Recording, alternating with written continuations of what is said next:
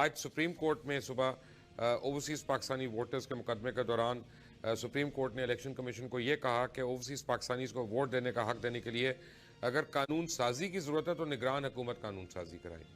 یعنی 2 سال سے یہ ڈیبیٹ چل رہی ہے, 2 سال سے تو یہ آرڈرز نہیں آئے, اب نگران حکومت کے اوپر آ گیا ہے کہ وہ ہمارے اوپر کریں. لیکن پاکستان میں یہ الیکشنز کس طرح سے ہوں گے اگر تقریباً 43 سے 45 ملین ووٹرز کو 4.3 یا 4.5 ملین ووٹرز کو اگر اپنا حق رائے استعمال کرنے کی اجازت نہیں ہوگی, اور جو ہمارے ملک میں اکنامکلی اتنا زیادہ کنٹریبیوٹ کرتے ہیں, اور ویسے معیشت کا آج آپ کو حال پتہ چل جائے گا کہ ڈھانچہ ہمارا بالکل ٹوٹ پھوٹ چکا ہے, میں اس کے اوپر بھی بات کریں گے ہم. Right, very quickly Nasreen Parvez صاحبہ السلام علیکم. میں نے آپ سے پوچھنا ہے کہ یہ کتنا کمپلیکیٹڈ مسئلہ ہے کہ 1.5 سال سے اوورسیز پاکستانیز کے ووٹس کا حل ہی نہیں ہو رہا. وعلیکم السلام مبشر صاحب. پہلے میں آپ کو یہ بتا دوں کہ یہ اتنا پرانا مسئلہ ہے کہ 1994 میں جسٹس نعیم الدین کے دن میں جب وہ چیف الیکشن کمشنر تھے تو اکرم شیخ صاحب نے انیشیٹ کیا تھا, ان کے ساتھ ان کی ایک لا ایسوسیٹ تھیں جو برٹش نیشنل تھیں, وہ آئی تھیں, انہوں نے بڑی محنت کی اور ہم نے یہ پارلیمنٹ کو بھجوا دیا تھا لیجسلیشن کے لیے. لیکن نہ نیت اس وقت تھی پیپلز پارٹی کی گورنمنٹ کی, اور اس کے بعد سے جتنی حکومتیں آتی رہیں اور جتنے چیف الیکشن کمشنرز آئے تقریباً سبھی کے دور میں یہ پوائنٹ ریز کیا گیا, چونکہ وہ ایک بہت بڑی تعداد ہے اوورسیز پاکستانیز کی جو ریمیٹنس بھیجتے ہیں, جو آف کورس آپ نے اس وقت بھی انہوں نے یہی پوائنٹ ریز کیا تھا کہ وہ ہماری ملک کی معیشت میں بہت بڑا رول پلے کرتے ہیں. اس وقت جو سب سے زیادہ افسوس کی بات ہے کہ جنہوں نے یہ اب احکامات جاری کیے ہیں وہ مجھ سے اور آپ سے زیادہ بہتر الیکشن کمیشن کو سمجھ رہے ہیں, جانتے ہیں کہ الیکشن کمیشن کیا کرنے کی پوزیشن میں ہے اور کیا کرنے کی پوزیشن میں نہیں ہے.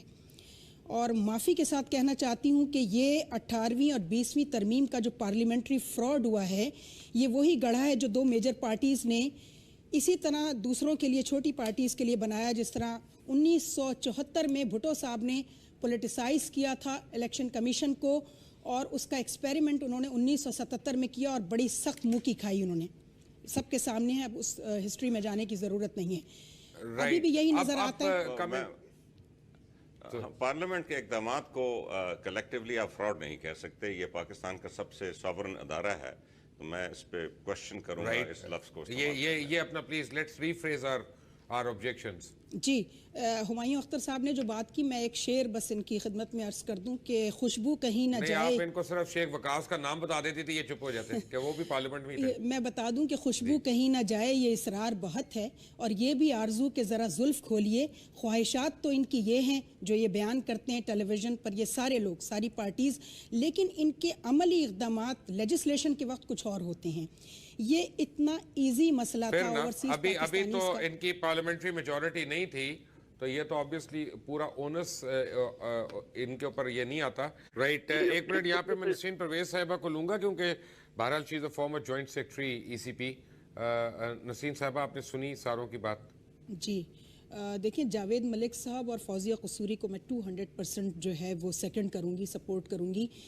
اس وقت بھی سارا پرابلم یہی ہے کہ الیکشن کمیشن 2 میجر پارٹیز کی وجہ سے پولیٹیسائز ہو چکا ہے, اور سب جانتے ہیں, it is an open secret, کہ 18ویں اور 20ویں ترمیم میں یہ تھیٹر لگایا گیا جس میں چیف الیکشن کمشنر کی حیثیت ایک مہمان اداکار کی, ان کی کوئی ریٹ نہیں ہے الیکشن کمیشن میں. یہ سب جانتے ہیں کہ اوورسیز پاکستانیز کا 70% ووٹ اس وقت PTI کو جائے گا, یہ میں آپ کو بتا دوں. وجہ صرف یہی ہے, اور نگراں حکومت لیجسلیشن نہیں کر سکتی. اس وقت یہ حکم دینے کا مجھے تو سمجھ میں نہیں آتا. سپریم کورٹ سے آپ ہی پوچھیے, آپ ہی جرت یہ کر سکتے ہیں. میں نے تو ایک دفعہ جرت کر کے دیکھ لی ہے, یہ کوئی طریقہ نہیں ہے. وہ اچھی طرح جانتے ہیں ان کے احکامات. اس کے بعد چینل. السلام علیکم, چینل M5 سے نسرین حسین پرویز آپ سے مخاطب ہے.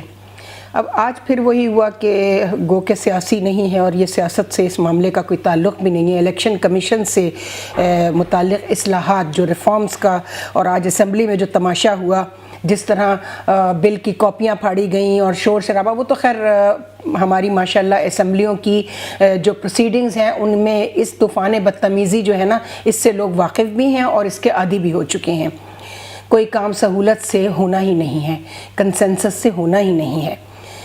تو میں چونکہ الیکشن کمیشن سے میرا اتنا گہرا تعلق رہا ہے اور میں ظفر ہلالی صاحب کے پروگرام میں بھی بہت واضح طور پر یہ EVM مشین کے بارے میں بھی اور ریفارمز کے حوالے سے جو آئینی حیثیت ہے وہ بتا چکی ہوں کہ ریفارمز کرنا اسمبلی کا کام نہیں ہے. اسمبلی کا کام لیجسلیشن کرنا ہے, قانون سازی کرنا ہے, جو آج کرنے کی کوشش کی گئی. لیکن بہت اچھا ہوتا کہ یہ اصلاحات الیکشن کمیشن کی طرف سے آتی اور الیکشن کمیشن اس میں اپنا پراپر جو ہے وہ طریقہ استعمال کرتا, جو کہ پہلے جس طرح ہوتا رہا ہے. لیکن ایسا کچھ اس لیے نہیں ہوا کہ خود الیکشن کمیشن کبھی بھی اس بات میں انٹرسٹڈ نہیں رہا کہ وہ ریفارمز جو ہیں ان کے بارے میں سوچے اور ان کے بارے میں اسمبلی کو اعتماد میں لے, اور انہیں بتائے کہ ہم یہ کر رہے ہیں. جب یہ ڈاکیومنٹ تیار ہو جائے گا, اور ڈاکیومنٹ تیار کرنے میں جو 9 اسٹیک ہولڈرز ہیں الیکشن کمیشن کے, ان کو شامل کر کے including members of the parliament, Hare party کا ایک بندہ آ جائے الیکٹڈ ممبر, اور آ کر اس ڈاکیومنٹ کی تیاری میں مدد کرے اور اپنا پوائنٹ آف ویو دے. اور جب وہ ڈاکیومنٹ سب کی مرضی سے تیار ہو جائے تو پھر اس کو لیجسلیشن کے لیے دوسری مرتبہ اسمبلی میں بھیجا جائے. ایسا نہ کبھی ہوا. میں سکندر سلطان صاحب کو ذاتی حیثیت میں بالکل پسند نہیں کرتی, نہ ایز این آفیسر اور نہ ہی as a human being. He is not a good human being and he is not a good officer. اب آئیے اس طرف کہ ہم ذاتیات کو ایک طرف رکھتے ہیں, چونکہ وہ پورے ایک ادارے کو ریپرزینٹ کر رہے ہیں اس وقت.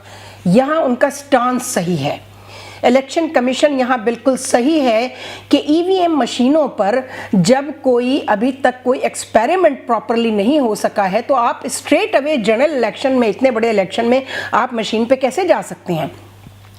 اور ابھی آپ نے اوورسیز کے حوالے سے ووٹ, اوورسیز پاکستانیز کے ووٹ کے حوالے سے مبشر لقمان سے ہمارا ایک ARY پر جو پروگرام ہوا تھا وہ آپ نے ابھی دیکھ لیا ہے کہ اس میں اس پر بات ہوئی تھی کہ اوورسیز پاکستانیز جو ہیں یہ ان کا پورا رائٹ ہے. جتنا وہ ریمیٹنس بھیجتے ہیں پاکستان کو, اور پاکستان کی معیشت میں ان کا بہت بڑا کردار ہے, خاص طور پہ فورن ریزروز جو ہیں آپ کے, تو وہ اپنے ملک میں ہونے والے انتخابات کی بدتمیزیوں اور جو جتنے غلط لوگ منتخب ہوتے ہیں ان کے حوالے سے یقیناً وہ فکر مند رہتے ہیں, چونکہ ان کو لوٹ کر پاکستان آنا ہے. تو الیکشن پروسیس میں جتنی بھی بدتمیزیاں ہیں اور اس کو خود الیکشن کمیشن کو ایڈریس کرنا چاہیے تھا, لیکن نہ تو ول ہے, جب ول نہیں ہے تو وے کہاں سے آئے گا. ول تو اس وقت کامیاب ہوتی ہے نا جب آپ کی نیت بھی ٹھیک ہو اور آپ کرنا چاہتے ہوں, یا تو یہ کہ آپ کو آتا نہیں.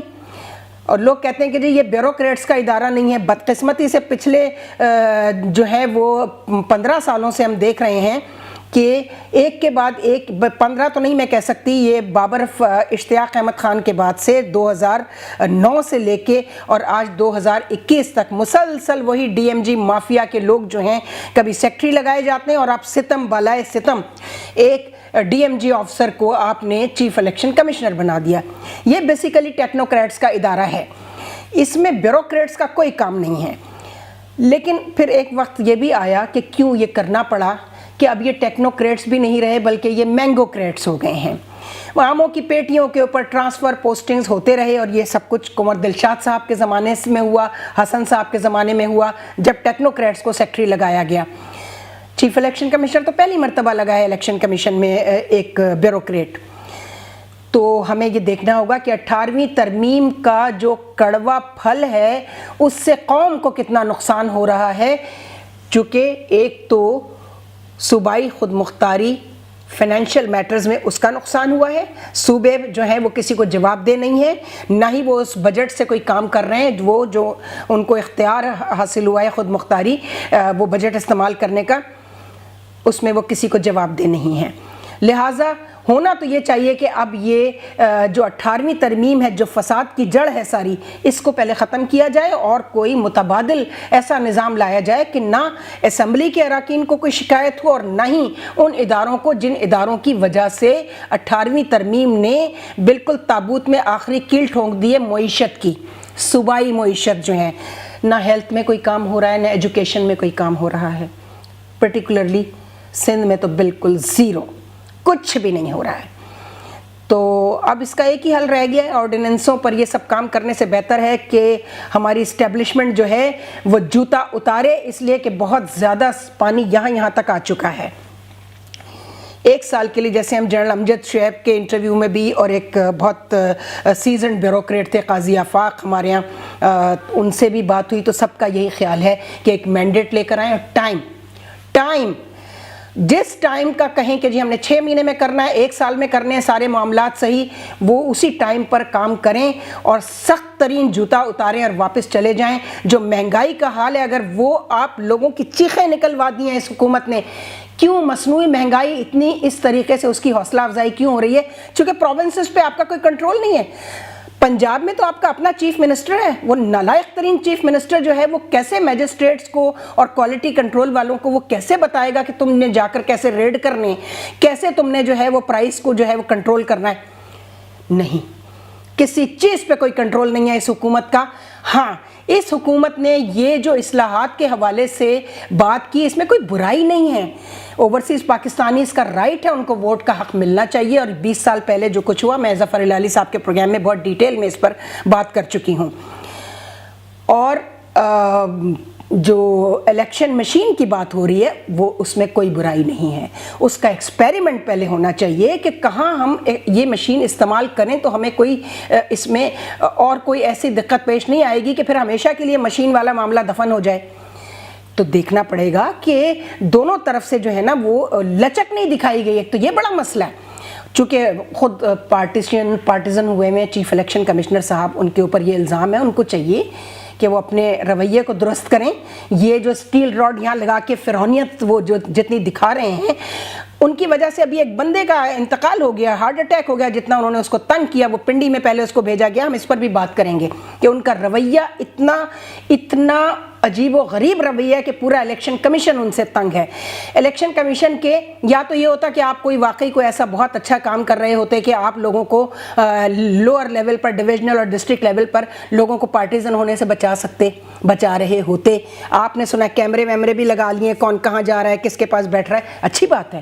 آئی ایگری ود دس کہ یہ مانیٹرنگ ہونی چاہیے، چونکہ لوور اسٹاف بہت زیادہ خراب ہو چکا تھا، لیکن یہ اس رویے کی نشاندہی کرتا ہے جب آپ خود پارٹیزن ہوں اور آپ صرف یہ دیکھ رہے ہوں کہ جس پارٹی کے ساتھ میں ہوں اس پارٹی کے خلاف کون جا رہا ہے۔ تو اس پر ہم بات کریں گے، یہ ایک علیحدہ موضوع ہے۔ دس belongs to the administration of the election commission، وہ بھی خراب ہو گیا ہے۔